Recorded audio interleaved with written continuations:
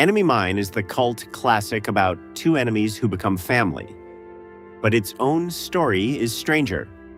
Did you know an entire earlier version of this film was shot, scrapped, and has never been seen? Or that the studio added a mine because of the title? Here are 14 fascinating facts that reveal the unbelievable story behind Enemy Mine. 14. The lost version, an entire film shot and destroyed. There is a version of Enemy Mine you will never see. The film originally began under director Richard Long Crane, who shot for roughly 6 weeks on location in Iceland and Budapest before 20th Century Fox, alarmed by spiraling costs, creative clashes, and dailies they reportedly hated, fired him and shut the whole production down. When Wolfgang Petersen took over, he watched Lon Crane's footage and delivered a brutal verdict. All the magic was gone. Lou Gossett Jr. looked like a man in a rubber lizard suit, and Iceland looked like Iceland. So Petersen scrapped every frame, roughly $9 million worth, and started the film again from zero, even redesigning the Drac itself. That abandoned movie has never surfaced. No footage has ever been released. Dennis Quaid himself has said the Lon Crane version was grittier, and that he'd love to see it. So would we. Somewhere, an entire alternate Enemy Mine sits in the dark. 13. Terry Gilliam said no, and Fox paused the movie for Petersen. The director's chair on this film has its own saga. Before Richard Long Crane ever got the job, the offer went to Terry Gilliam, fresh off Time Bandits, who turned it down. After Long Crane's firing, Fox set its heart on Wolfgang Petersen, the German craftsman behind the submarine masterpiece Das Boot. One scheduling problem, Petersen was still finishing the never-ending story. The studio's response reveals how desperate they were. In Petersen's own words, "That's when they offered to stop production until I was done." A major Hollywood studio put an entire multi-million-dollar production into suspended animation and simply waited for one man to become available. It's a decision with poetic logic.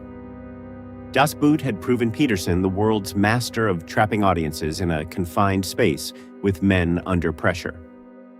Enemy Mine is exactly that, a submarine picture where the ocean is a planet and the crew is two sworn enemies. 12. The studio added a mine because it didn't trust you to read the title. Here's the most absurd studio note in 1980s science fiction, reported by the story's own author, Barry Longyear, at a convention. 20th Century Fox insisted on adding an entire subplot involving a literal mine, because executives feared audiences wouldn't understand that the mine in Enemy Mine was possessive, as in my enemy, not a hole in the ground. The title comes from the story's central inversion. The enemy who becomes mine, my friend, my family, my responsibility. The studio read it and pictured pickaxes. So the film's third act detours into a scavenger mining operation using Drac slave labor. Villains, lasers, and a facility that exists structurally to justify a pun the marketing department was afraid of. Critics have long noted the tonal swerve from intimate two-hander to action climax. Now you know its secret origin. One of cinema's great fables about understanding was itself misunderstood by its own studio. 11. The Drac language is Russian, spoken backwards. The Drac tongue, that guttural, clicking, gargled alien speech, has two secret ingredients, and both are wonderful. First, according to Louis Gossett Jr., much of the language screenwriter Edward Kamara created was actually Russian, pronounced in reverse. Real human language run backwards until it sounded like nothing on Earth. In 1985, mid-Cold War, the alien enemy humanity must learn to love was literally speaking inverted Russian. Whether intended or not, the metaphor is almost too perfect. Second, those bizarre, wet vocalizations underneath Jerry's speech, pure Gossett. As a kid, he'd talked while gargling saliva as a childhood trick, and he suggested to Petersen it would suit the character. He performed every strange sound himself, with no mouth prosthetics and no post-production trickery. To this day, Gosset delights convention audiences by summoning the Drac voice on command. The most alien voice of the 80s was a childhood party trick, weaponized by an Oscar winner. 10. The source story won science fiction's 2 biggest prizes. Enemy Mine didn't come from a pitch meeting. It came from one of the most decorated novellas in science fiction history. Barry Longyear's 1979 original swept both the Hugo Award and the Nebula Award for Best Novella, fiction's equivalent of winning the Oscar and the Golden Globe for the same story. And Longyear's 1980 wasn't done. He also took the John W. Campbell Award for Best New Writer, making him the first author ever to win the Hugo, the Nebula, and the Campbell in the same year. A grand slam that remains legendary in the field. The novella goes further than the film. On the page, Davidge's promise carries him deep into Drac society, its scripture, the Talmud, and a decades-long story of 2 bloodlines binding together. The movie is a faithful heart transplant of that tale, but readers who seek out the original will find the ending keeps going. Beautifully. 9. A pregnant alien father, in a 1985 studio blockbuster Enemy Mine, smuggled something genuinely radical past 1985 audiences. Its most emotional storyline is an alien pregnancy. And the Dracs have no sexes at all. Jerry reproduces asexually, announcing the coming child to a stunned Davidge, and the film commits completely. A childbirth scene, a death in labor, and a human soldier suddenly raising his enemy's baby as his own. Hollywood in 1985 rarely touched pregnancy outside romantic comedy. And here was a reptilian warrior, played by an Oscar-winning male actor, dying in childbirth while his sworn enemy weeps. The film treats none of it as a twist or a joke. Drac culture's deepest ritual is lineage. Each child must one day recite its ancestry before the Holy Council, and Davidge learning Zammis's line by heart becomes the story's emotional summit. Decades before mainstream cinema regularly explored found family and gender beyond binaries, this flop quietly did both, in latex on a volcano. Quick breather between meteor showers. If this deep dive is earning it, hit like and subscribe, because we dig up a classic like this every week. Now, back to Firene 4, which, it turns out, is a real place you can visit. 8. The alien planet is real, and it's a volcano park. When Peterson restarted the film, he solved the problem he diagnosed in the scrapped version. Iceland looked like Iceland, by finding somewhere on Earth that looks like nowhere on Earth. All of Firene 4's exteriors, the black volcanic wastes, the lava fields, the eerie green lake, were shot in Lanzarote in the Canary Islands, inside the Montañas del Fuego, the Mountains of Fire National Park, ground so volcanically alive that heat still rises from it. Fittingly, the same landscape had already played prehistoric Earth in 1 million years BC.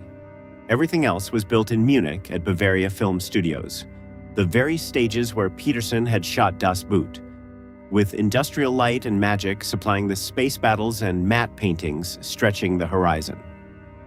The result is that rarest of things, an alien world with weather, weight, and heat, because the heat, at least, was absolutely real. 7. The Drac was redesigned by the man who built the Gremlins' Jerry's face, expressive enough to carry half the film through latex, came from Chris Wallace, the creature maestro fresh off Gremlins and the face-melting finale of Raiders of the Lost Ark, and soon to win an Oscar for The Fly. When Peterson took over, he ordered a radical redesign of the Drac makeup from Lon Crane's version, the rubber lizard suit verdict again, pushing Wallace's team towards something more expressive and soulful. It wasn't a smooth ride. According to makeup artist James Cummins, who worked closely with Wallace, Peterson struggled to articulate what he wanted, repeatedly changing his mind and scrapping completed designs. Frustration that added to the film's ballooning costs. But the destination justified the chaos. Gosset's Jerry can smirk, grieve, tease, and bless, all through prosthetics. Critics who dismissed everything else about the film consistently surrendered to that face. The Drac redesign cost a fortune. It's also the reason the movie works. 6. The stars were paid to wait. Here's a wrinkle almost unheard of in Hollywood. When Fox shut the film down after firing Lon Crane, it didn't release its cast.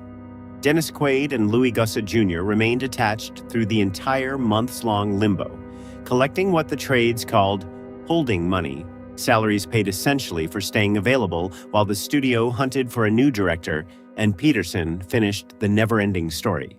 2 of Hollywood's rising and reigning stars on retainer, waiting for a movie that technically didn't exist. Think about what they were waiting for: a shutdown production, a fired director, a scrapped budget already $9 million in the hole, and a premise, man befriends lizard, that every accountant in town considered radioactive. They stayed anyway. Gossett then endured months more of redesigned prosthetics. Quaid, the physical grind of the desolate location shoot. Whatever Enemy Mine's box office says, its 2 leads believed in it, literally on the payroll of faith. 5. One of the decade's biggest bombs. By Christmas math, the numbers were merciless. Originally budgeted at $17 million, Enemy Mine ultimately cost more than $40 million once the restart and marketing were factored in. And in the brutal 1985 holiday season, it earned back barely $12 million. It vanished, as one critic put it, down a mine-sized hole. No awards. Run, little re-release love, decades without serious reappraisal. For years, it sat filed under expensive mistake, a cautionary tale about fired directors and runaway budgets. But the failure deserves an asterisk the size of a planet. Fox released an intimate, melancholy 2-character fable about tolerance, half of it in subtitled Alien Gargling, into a Christmas market expecting laser battles 1 week before Christmas, with the title the studio itself didn't trust audiences to parse. The movie didn't fail its audience, the release failed the movie. Every cult that later formed around it discovered the same thing. Nothing about the film is broken. 4. It conquered the Soviet Union. Here's the twist worthy of the film's own themes. The American flop became a Soviet phenomenon. Enemy Mine holds a remarkable distinction. It became the first Western science fiction film shown in theaters in the Soviet Union. Consider what Soviet audiences in the Glasnost era actually watched. A fable about 2 enemy soldiers, raised on mutual propaganda, who discover their hatred is manufactured, and that survival, family, and love are bigger than the war. In the middle of the Cold War's final act, that story needed no translation. And remember number 11. The Drac language was partly Russian in reverse. Soviet moviegoers were, in a sense, hearing their own tongue turned alien, watching the American hero learn to love the creature who spoke it. If you've followed this channel's videos on the day after and the day the Earth stood still, you know the pattern. The sci-fi that matters most keeps crossing the Iron Curtain. 3. The score came from the composer of Lawrence of Arabia. For the music, the production reached for royalty Maurice Jarre, 3-time Oscar winner, the maestro of Lawrence of Arabia, Dr. Zhivago, and A Passage to India. His Enemy Mine score is one of his strangest and most fascinating hybrids, grand, old Hollywood orchestral sweep colliding with icy 1980s synthesizers. The desert epic composer processing an alien wasteland through the machines of the decade. Some passages soar, some deliberately unsettle. Critics have called the approach incongruous in places and perfectly suited overall. It fits a career pattern. Jarre spent the mid-80s reinventing himself electronically, scoring Witness almost entirely on synths that same year. For Enemy Mine, he split the difference. Humanity gets the orchestra, the alien world gets the circuitry, and the friendship gets both at once. The film's most emotional beats, the birth, the parting, the recitation of lineage, land on Jarre's shoulders. A flop, scored like a masterpiece because nobody told the orchestra. 2. The remake is coming. From a Star Trek showrunner Enemy Mine story has a live wire running into the present. In June 2024, it was reported that a remake is in development at 20th Century, with the script entrusted to Terry Matalas. If that name rings a bell for viewers of this channel, it should. Matalas is the showrunner who engineered Star Trek, Picard's acclaimed final season, reuniting the Next Generation's crew. A storyteller steeped in exactly the humanist, enemies become family science fiction tradition that Enemy Mine helped define. The symmetry is irresistible. The original was directed by the Das Boot craftsmen as a chamber piece about empathy. The remake lands in an era arguably hungrier than ever for that message. Fans are split, as always. Some fear a gloss on a cult treasure. Others note this is precisely the rare property where a remake could finally give the story the audience the 1985 release squandered. Either way, 40 years on, Hollywood wants Farine the Fourth back. One, the flop that became scripture for a generation of sci-fi add-up Enemy Mine's afterlife, and the bomb label collapses. The film became a cable and VHS perennial, quietly imprinting on a generation of viewers and writers. Its DNA, enemies stranded together, learning each other's language, discovering the war's the real alien. Echoes through beloved television ever since, from Star Trek's Marooned with the Enemy episodes to every found family story where hatred dies of proximity.